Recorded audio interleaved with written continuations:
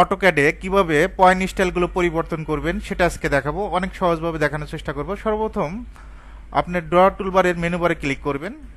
Click করার পর এখান থেকে দেখবেন যে মাল্টিপল পয়েন্ট, জাস্ট মাল্টিপল পয়েন্টে ক্লিক করবেন। ক্লিক করার পর এখানে একটা ক্লিক করবেন, এখানে একটা জাস্ট ক্লিক করবেন।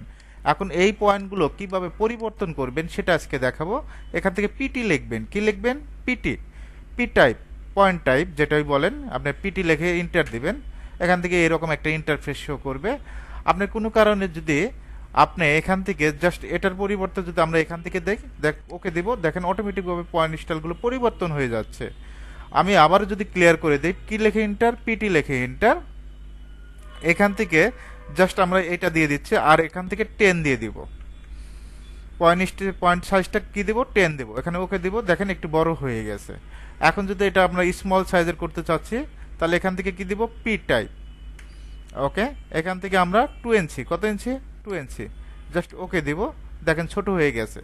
বিশেষ করে যারা 7-এ কাজ করেন তারা কি করবেন? এখানে ফরম্যাটে যাবেন। কোথায় যাবেন? ফরম্যাট। ফরম্যাট থেকে পয়েন্ট স্টাইল, এখান থেকে যে কোনো একটা পয়েন্ট সিলেক্ট করব, অটোমেটিকভাবে পরিবর্তন হয়ে যাবে। আমি আবারও যদি ক্লিয়ার করে দেই, জাস্ট কোথায় যাব? ফরম্যাট, পয়েন্ট স্টাইল, এখান থেকে জাস্ট ক্লিক করব। আর পয়েন্ট সাইজটা দিব হলো 6 ইঞ্চি, কত ইঞ্চি? 6।